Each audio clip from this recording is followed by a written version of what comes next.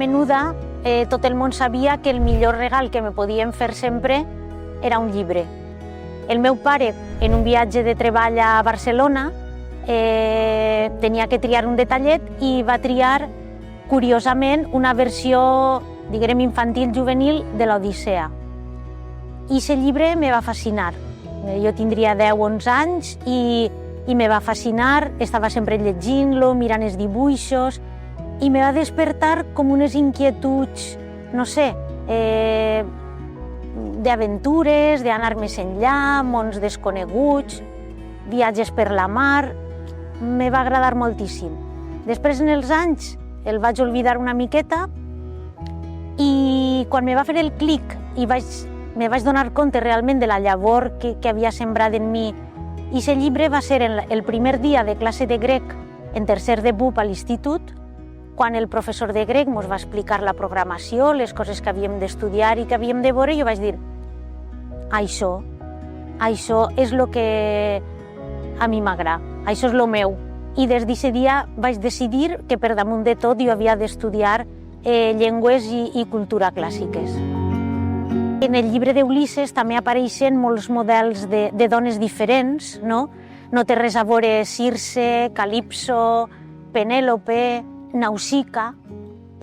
Són personatges femenins que sempre t'atrauen l'atenció i són com uns models, no? Segons l'ocasió, a voltes voldries ser Nausica, que és un personatge que a mi me pareixia fascinant, a voltes te toca ser Penèlope, a voltes Calipso, no sé. Sempre models a seguir. Des de ben menuda, també, jugar a mestres sempre m'havia agradat. Estic parlant menuda de 8-9 anys, per ahí. Sempre m'ha agradat. I després el que vaig anar descobrint a poc és que compartir el bo que tens sempre és gratificant, no? I jo he trobat això, molt gratificada sempre compartint els ensenyaments sobre les llengües i el món clàssic, que és el meu, no?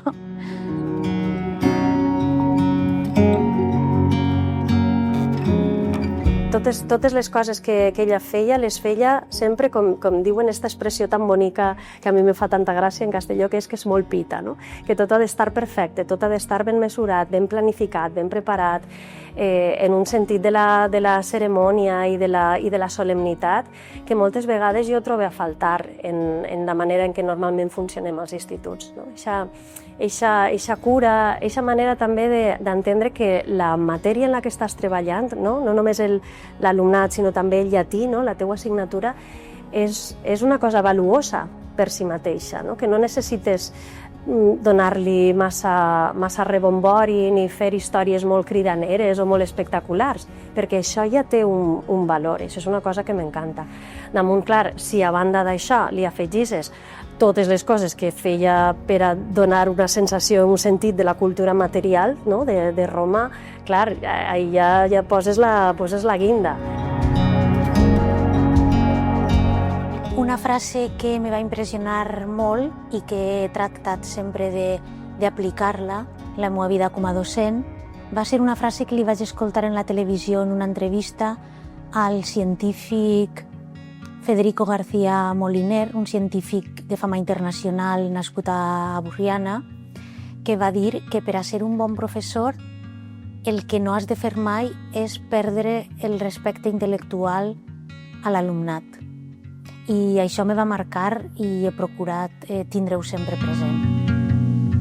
Ella sempre mostrava que tenia molta confiança en la perfectibilitat de l'alumnat, en on podien arribar, en com de seriosos podien ser en el seu treball i en el seu estudi. A l'alumne li has de donar el que necessita en cada moment. Clar, si tu no estàs oberta a observar a l'alumnat, no ho saps que necessiten. Perquè quan van començar a utilitzar-se les noves tecnologies, jo me vaig volcar en aprendre i en ensenyar com utilitzar, diguem, totes les eines que anaven apareixent. En canvi, en els últims anys de la meva carrera docent, vaig canviar totalment. O sigui, els alumnes estan cansats de que tot havia de ser digital, tot havia tal, perquè si no el professor no era modern, i vaig decidir tornar al lápiz i paper. I també m'ho agraïen, perquè també es feia falta. Cadascun d'ells han fet alguna activitat amb ella de la que se recorden. Tots i cadascú d'ells sempre ha acabat en la sensació de estic preparat per a enfrontar-me a una prova de l'ESPAU, a un text en un examen, si me n'he d'anar a un altre institut, sé que portaré una bona base en tot allò que han sigut les seues matèries.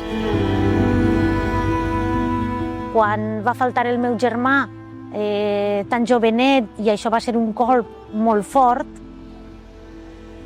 realment per a mi va ser com una manera de passar el dol, escriure aquest poemari. De la mateixa manera que el meu pare el va passar modelant el bust del meu germà, primer en fang i després passant-lo a marbre, va ser la seva manera d'intentar curar-se aquesta ferida, no?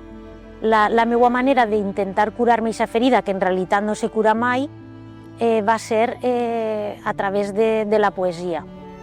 Ho vaig tindre un parell d'anys en un calaix, però un dia, veient la televisió, vaig veure que se convocava a Barcelona un premi, el Premi Caterina Albert i Paradís, de poesia per a dones, en la finalitat de fer més visible a les dones que se dedicaven a escriure poesia. Em van convidar a la gala dels premis sense saber que m'havien premiat. Vaig acudir allí i realment l'alegria va ser molt gran, però més que per mi, perquè la publicació d'aquests versos eren com fer alguna cosa per mantindre la memòria del meu germà. A les meves alumnes sempre els ha dit la mateixa cosa. Tria estudiar el que t'agrada, perquè seràs feliç mentre estaràs estudiant i després la vida no mai se sap per on te portaràs, que no se sap mai. Jo vaig fer això, me va costar perquè no estaven molt conformes en que estudiara clàssiques en general, però al final m'ha compensat. Moltes voltes ser dona i menudeta, com és el meu cas, és un hàndicap, perquè t'infantilitzen. I jo desitge que per a les noves generacions no siga aixina, però en el meu cas, sobretot els primers anys i quan era més jove, sí que he sentit que això suposava, diguem, un escaló, diguem, a pujar.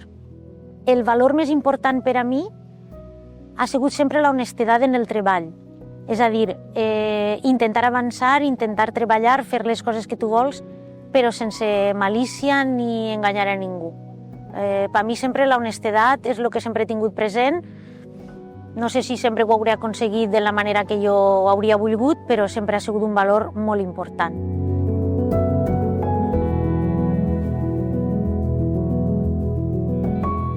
Jo penso que sí que el premi se'l mereix, no per res, sinó per la part de referent que és ella. Vull dir jo que és una persona i una figura en la que d'alguna manera es salta el que és l'empoderament d'una dona a l'hora de la cultura. El que sempre se me'n ve al cap quan penso en Mariló és l'esforç per conservar allò valuós, el valor. No? De la mateixa manera que hem fet un esforç en la humanitat per conservar l'art, la cultura, els textos antics que venen de fa 20 i pico segles, i això s'ha necessitat custodiar i s'ha necessitat cuidar perquè no se perga, doncs aquesta és un poc la idea que se me'n ve, aquesta és la imatge, no? La imatge d'una persona que està netejant les ruïnes o que està agafant un incunable i està netejant-lo o està guardant-lo molt bé perquè no s'estropege. Perquè, primer, per la qüestió de Roma i de llatí i també de l'italià, evidentment. Primer per això, perquè ella mai no ha dubtat d'aquest valor formatiu per a l'alumnat i això, no sé, treballar perquè les humanitats continuen estant presents en la formació de l'alumnat me pareix que és una tasca infinita i imprescindible.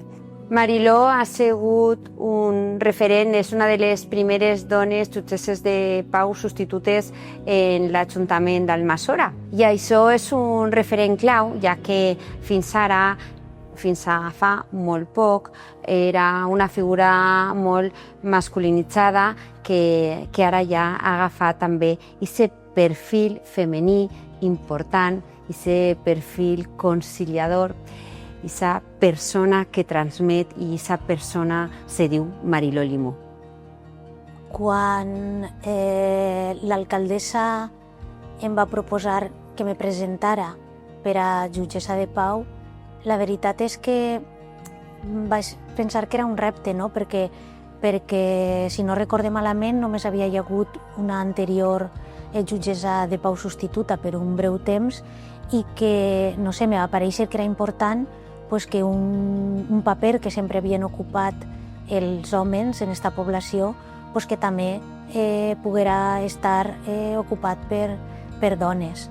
Donar el premi a una docent és donar-li el premi a una referent femenina que ha estat a les aules impartint la docència i que sobretot visibilitza el que és el lideratge dins i fora de les aules. Mariló no és una simple professora, és molt més i és una manera de que moltes generacions es puguen veure reflexades en ella.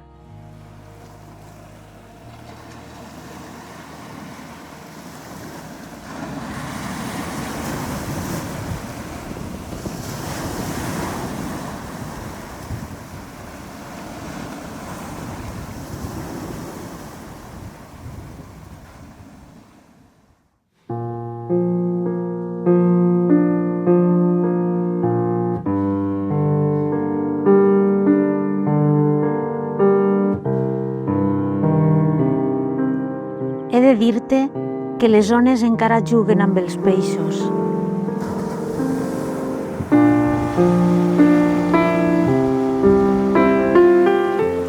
I els ocells tallen l'aire com solien. La gespa del nostre jardí creix indiferent, com també la lluna continua amb el seu cicle.